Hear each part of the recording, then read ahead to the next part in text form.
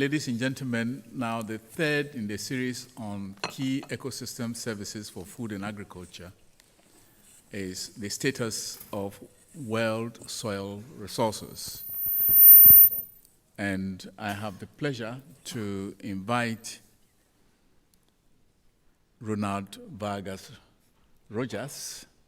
Ronald is the Land Resources Officer and Secretary of the Global Soil Partnership Land and Water Division within FAO. Roland, you have the floor. Chair, and thank you very much to the Norwegian Environmental Agency for giving me the opportunity to share with all of you the work that we are doing on one resource that luckily was mentioned quite often this morning. And I say luckily because I'm talking about soils, which is a resource that was not giving attention in some years before, perhaps because some reasons that I will explain now, but luckily now it's becoming more evident that soils could contribute to all the Sustainable Development Goals agenda and other important agendas. One fundamental aspect that we have been working on is to demonstrate that soils provide multiple ecosystem services that enable life on Earth. Why? Because usually soils have been always associated with food production, basically agriculture, and we have been spending quite a lot of time in only focusing on that aspect. But we didn't consider that soils provide multiple ecosystem services, for instance, carbon sequestration, which is very important nowadays when we are talking about climate change adaptation and especially mitigation, but also when we are talking about nutrient cycling, now that the issue of nitrogen, phosphorus cycles, etc., are becoming important on the availability of those resources. But if we want to talk about the reference between biodiversity, we can see that soils is an habitat for organisms, and basically we will see that there is a fundamental symbiosis for providing these functions. But as you can see, there are many others, including the provision of food, fuel, and energy, which is, of course, fundamental if we want to contribute to the different agendas. It is clear that soils have been always associated with this function, which is food production. Indeed, around 95% of our food is produced on soils. And it's very important to notice that this food is produced by farmers, not only by soils. Farmers who use, in many cases, properly and with very wise knowledge that in reality do sustainable management of this natural resource. This is very important, and it can be, as you know, nowadays we are really fascinated to quantify, to give numbers, economic numbers, so that's why this is very easy to do that. But in terms of carbon sequestration or other ecosystem services that are provided by soils, it's quite difficult to economically quantify, and that's why it's not giving much attention, especially by the general public or sometimes by decision makers. With the knowledge that we have about soil biodiversity currently, because indeed I can tell you that it is not a complete science that we have in terms of availability of data and information of the full myriad of organisms that are hosted in soils. We say that soil hosts a quarter of the global biodiversity, but this is just an approximation, and we are trying to work in trying to get the right numbers on that. However, it is a full challenge because it requires quite a lot of work. The point here is that soil is really alive. It is not a dead resource. It is alive thanks to the presence of a full variety of organisms living there in a very important symbiosis. And this issue is very important because the management of soil should be related to this condition, that it is alive. And that's why we make an analogy with human beings and we talk about soil health. Soil biodiversity, the soil organisms living in the soil, play fundamental functions in the soil ecosystem. For instance, they are fundamental for the decomposition of the organic matter, which is the food for soil fertility, is the food for the soil organism, and it is the fundamental path for converting it into soil carbon, which is very important for climate change adaptation and mitigation. Therefore, all of this is very much related, and I just mentioned one small function, but if you see, there are many other, like for instance, the maintenance of soil structure, which is basically the engine behind the whole soil functioning. But there are many others, and we can conclude that soil biodiversity is essential for food security and nutrition. But this is not theory, it is practice. It is happening already, and we know it. So soil biodiversity for us is crucial. What we are concerned is about what is happening with this soil biodiversity. And we will show you exactly what is the situation, because last year, our Intergovernmental Technical Panel on Soils have produced, during the International Year of Soils, the status of the World Soil Resources Report. Again, with the data and information that is currently available. Sometimes we believe that there is no need to invest further on data and information, but believe me, when you want to put together and understand what is the condition now, you will realize that we keep using data and information from the 70s, from the 80s, and we are talking about the current situation, and sometimes we are even predicting scenarios with climate change using this kind of data. Nevertheless, the report is already confirming something that we know. Globally, the condition of soils, unfortunately, is poor.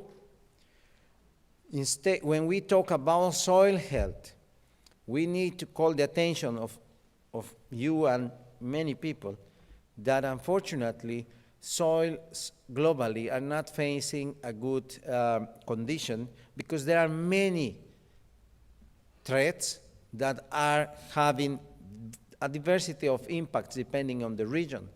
But we have identified 10 main threats that are really hampering the delivery of the soil ecosystem services that I have presented to you before. If we don't take any action, the situation, of course, is to get worse. And that will really have different impacts, because one important thing with soils is that soil is a very resilient resource. So it keeps producing food, it keeps, even with low yields, but it keeps producing and delivering its functions. But we are reaching a point in which this will not be possible anymore.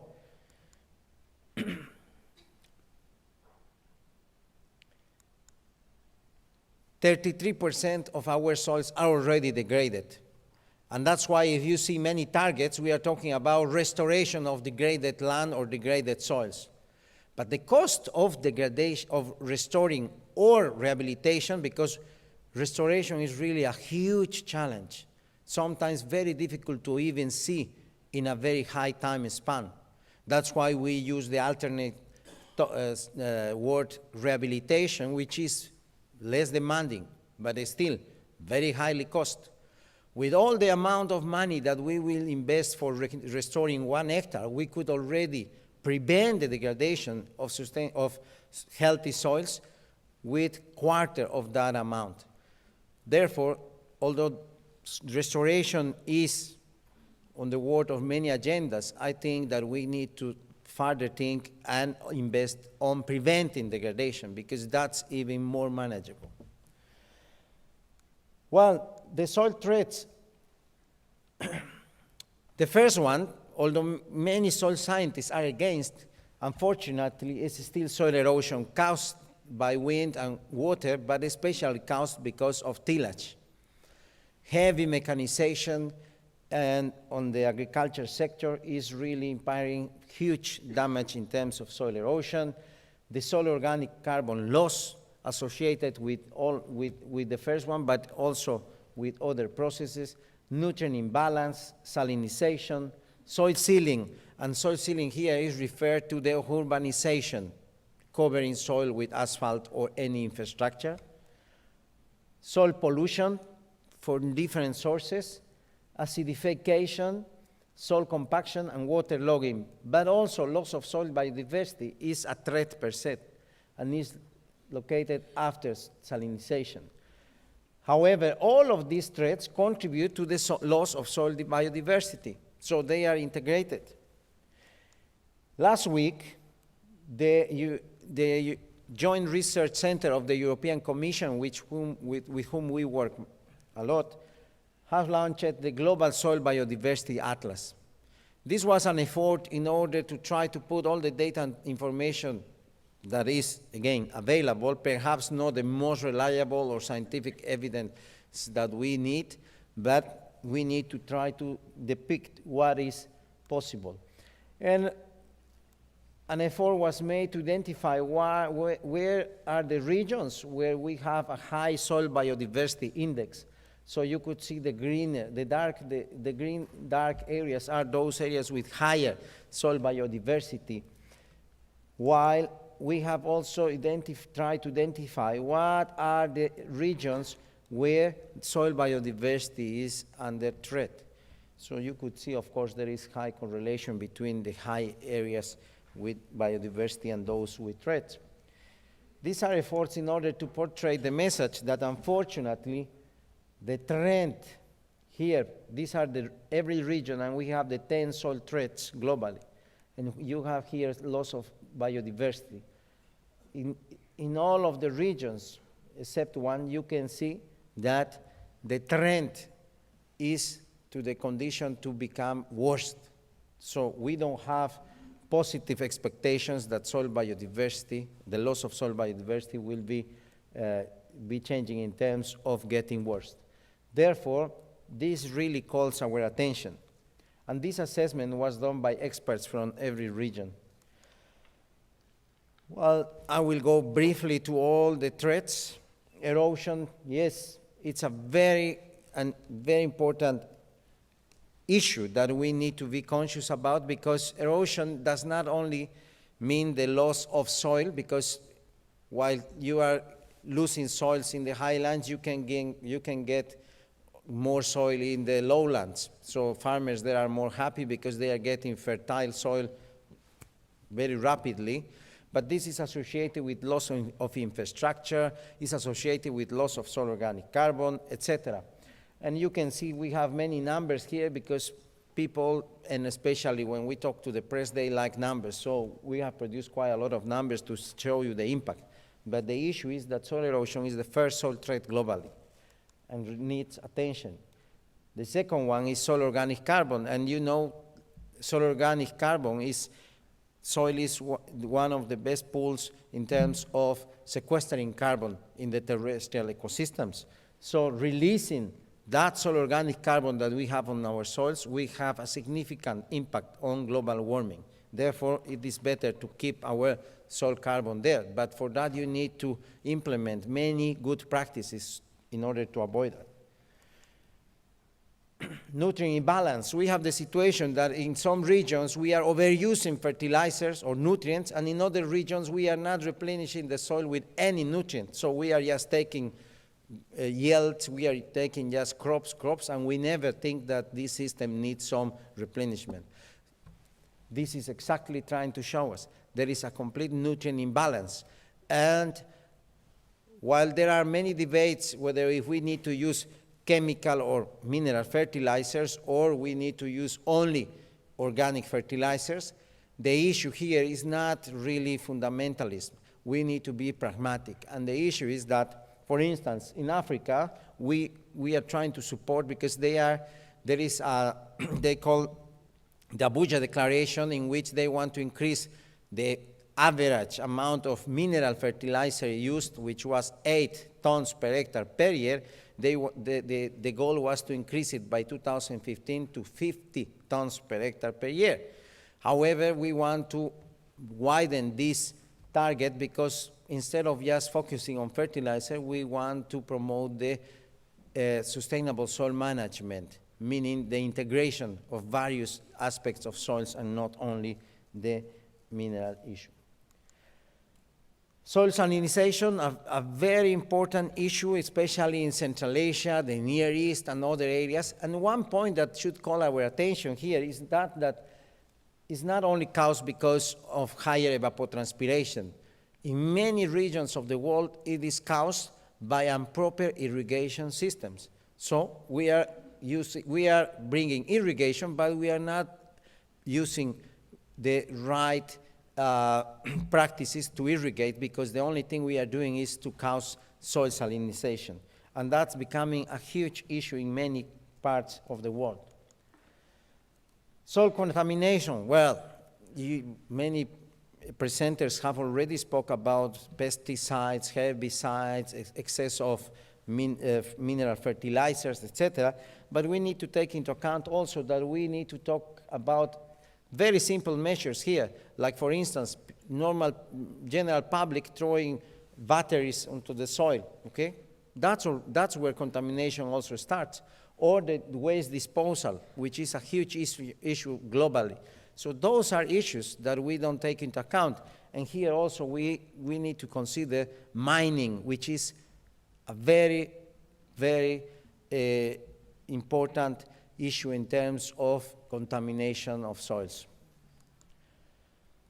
Acidification, well, there are many sources. Apart from the acid rain, we have also the overuse of fertilizers, and that's mainly happening in many tropical regions. So it is becoming a huge issue on how to deal. And as I said, trying to restore or rehabilitate such soils are very expensive initiatives. And many countries are not ready to invest on such a thing. Soil sealing, as I said, although it is very evident in Europe, for instance, we know that this is a phenomenon in most of the countries in the world. Cities expanding because there is a huge migration from the rural area. I have heard colleagues saying rural development is important, and indeed it is. Trying to make agriculture in the rural areas an important activity which attracts attention from young people is a huge challenge. And that's why cities are growing, and in many cases, those cities are growing in the best soils for agriculture. And once you seal it, do you think we will be able to restore them? It is basically a lost soil.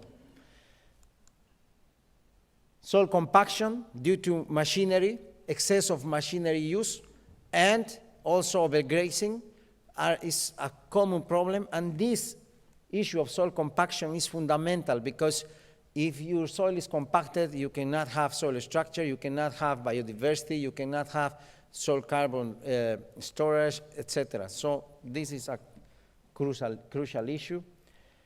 Waterlogging is the consequence of all of those previous threats combined. But there are solutions, there are technical recommendations that our experts are telling us here, including biodiversity. There are many of those solutions related to biodiversity, but I would like to focus more on these who are more normative, or trying to tell those decision makers who can try to put an eye and bring some solutions. For instance, one that is very important is to increase the investment on sustainable soil management.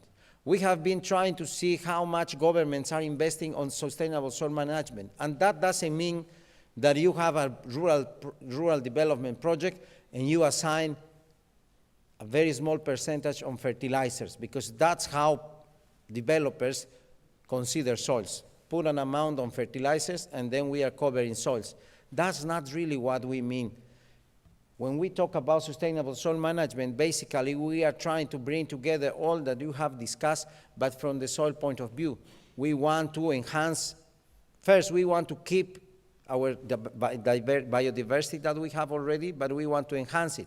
And that means that we need to increase the amount of soil organic matter. So we will increase soil carbon sequestration. And all of that is very interlinked.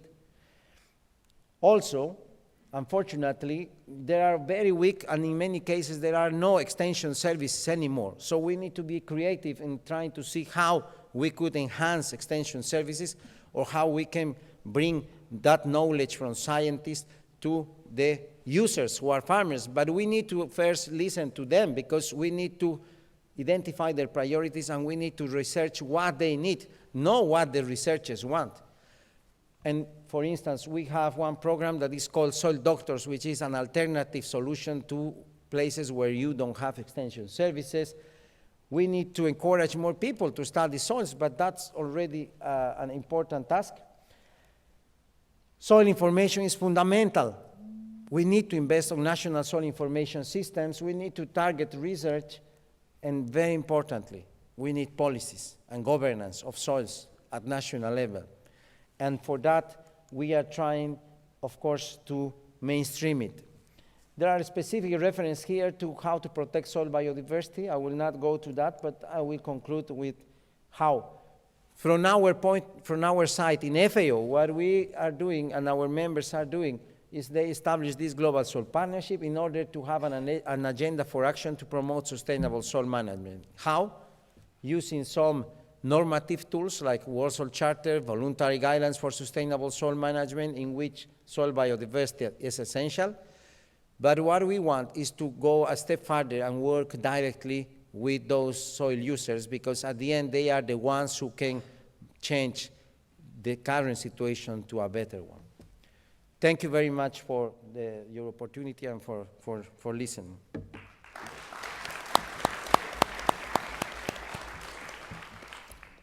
Thank you, Ronald. I believe there are a number of people who would like to ask questions. I see one hand here, another one, 2, 3, 4. Yes, I can see 4 hands. Okay, 4.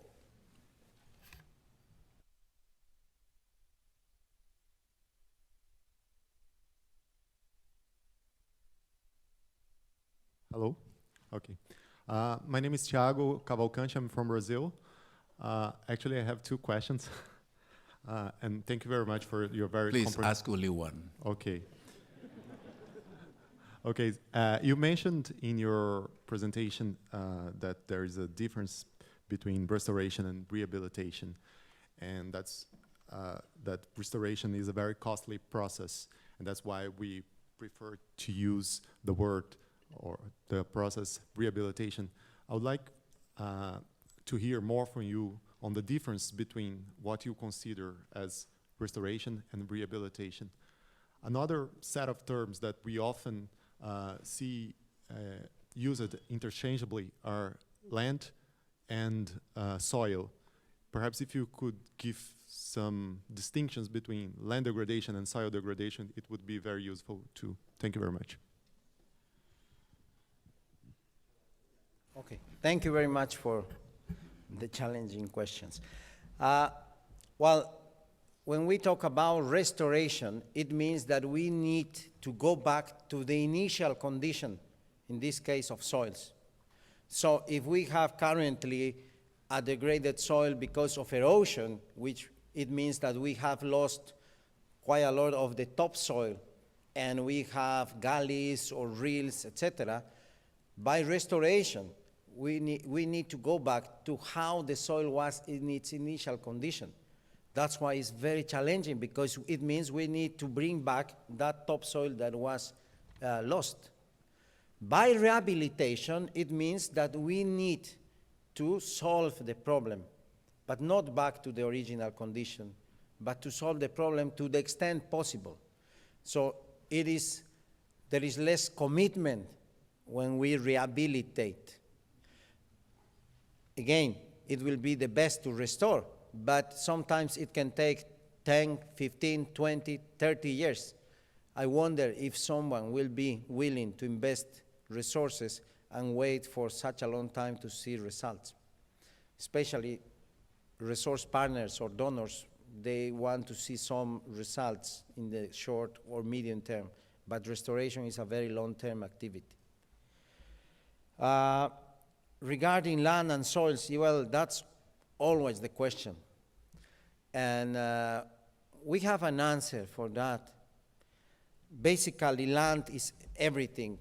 Now you call it landscape, okay, because it's more on the agenda.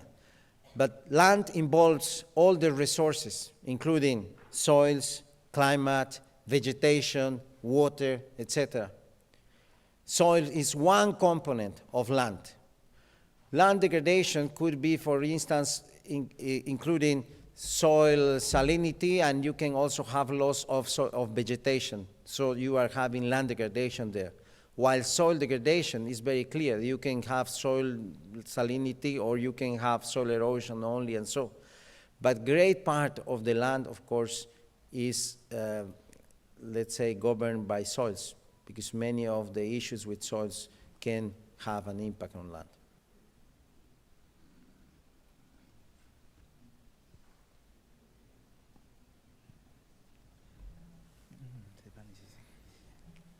Thanks for your presentation.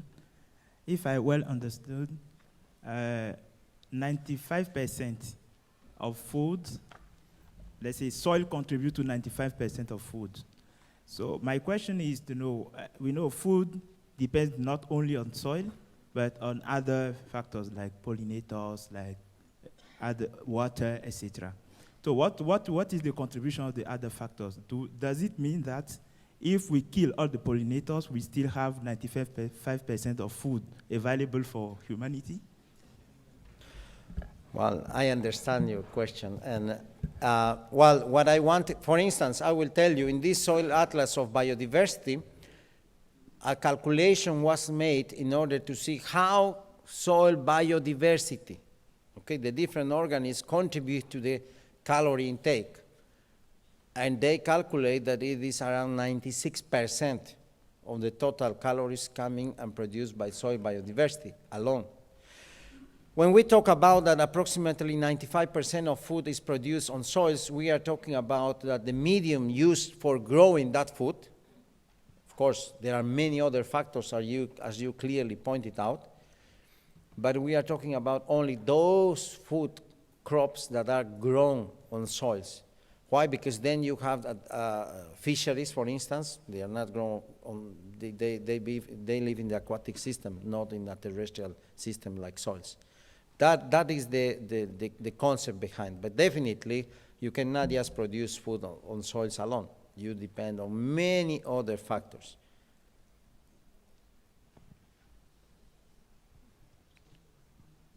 Thank you very much. Naeem from Pakistan, Dr. Rojas. Actually, I just wanted to add one thing, like there is traditionally, you know, floods used to be a boon for countries like us. Because, you know, the flood plains, we have the largest Indus flood plains. So the floods used to bring fresh nutrients, and also we did not have this salination problem.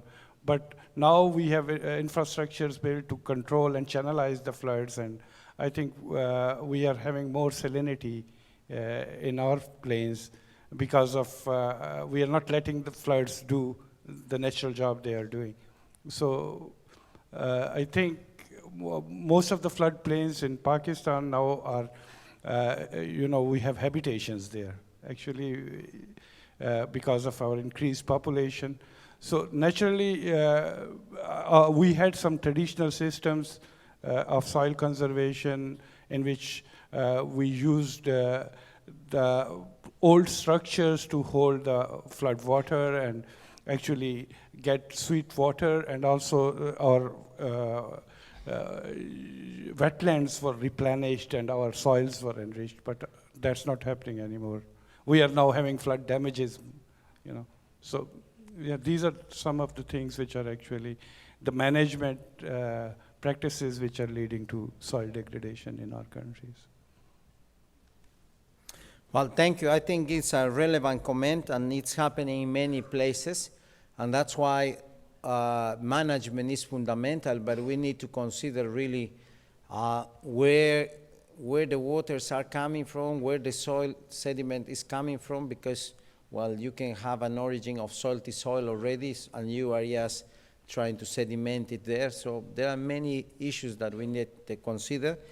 But there are good experiences in many countries about those issues, and we have databases of good practices. So that could also give you an idea of what others are doing. Thank you very much. My name is Leeming. I'm from the Third World Network. Thank you for your presentation. I think you identified very well the the importance of soil biodiversity and the threats that are currently being faced. I wonder if you could say a little something, bringing back to the context of our conference in terms of biodiversity and agriculture, could you say something about, of course, we know that there are many examples of good practices, for example, agroecological practices or organic management practices that are actually acting to increase soil organic matter, to improve soil biodiversity, and that can actually play a very big role and in kind of shifting also the focus on agriculture to taking care of the soils and enhancing those production systems. Perhaps you could say something about that. Thank you very much. Sure. Well, what we are trying to do is to promote sustainable soil management so that, for instance, we contribute to the FAO mandate, which is food security and nutrition, or to contribute to the sustainable development goals. For instance, recently we are getting new requests to focus on other different areas that are not traditional to us. For instance, after the International Conference on Nutrition, nutritionists came to us and asked if we could, from the soil point of view, contribute to the issue of micronutrients.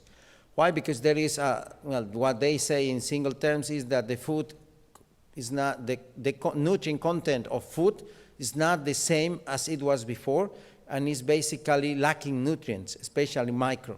Can we, from the soil community, contribute to that?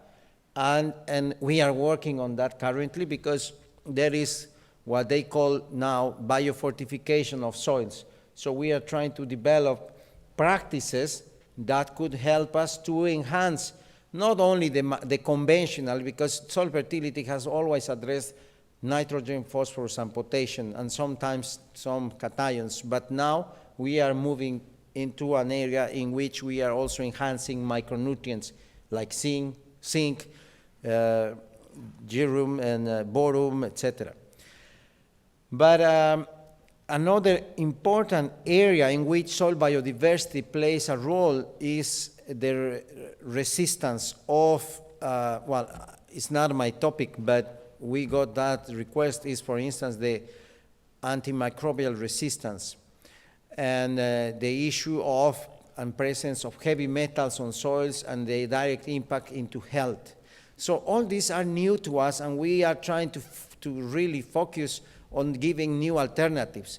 Why? Because we have, for the common issues like, okay, good practice on soils, there are many good practices on soils, and what we are really putting emphasis is on the some local solutions. Because yes, agroecology now is there in the agenda. Indeed, many people and countries are pushing the agroecological agenda. Sometimes people are not considering the local conditions, and they are just trying to use the theory behind. For instance, one key challenge is that they want to promote agroecology without the use of even a minimal amount of mineral fertilizers. And they want to do that in semi-arid or arid environments where we don't have biomass. So that's impossible. It will never work. And it's not that we defend the use of mineral fertilizers, but in such a condition, their key in order to have more biodiversity, more organisms, more organic matter is to develop biomass. If you go with those very green principles in a semi-arid or arid environment, that will never work. So you need to kick up that system, and for that you need to start with perhaps some mineral fertilizers, and then incorporate a more long-term view of management. So those are the elements that we are trying to bring into practice, because what we want to give is to really find solutions that are achievable. Unfortunately, we have run out of time, but I had already recognized one questioner there.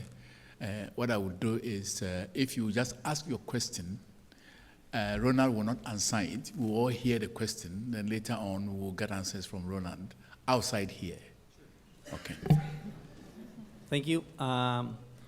Thank you for the presentation. Basically, calls my attention that you didn't include the fire in the soil degradation, and we have some problems in Central America, South America, Malaysia, Indonesia, and in fact, for us in Costa Rica, the degradation start those processes you mentioned are coming from the fire. Why you didn't include the fire in your presentation later? Okay. Okay, Ronald, thank you very much. Thanks. I know you wanted to answer, but thank you very much. They'll get the answers later.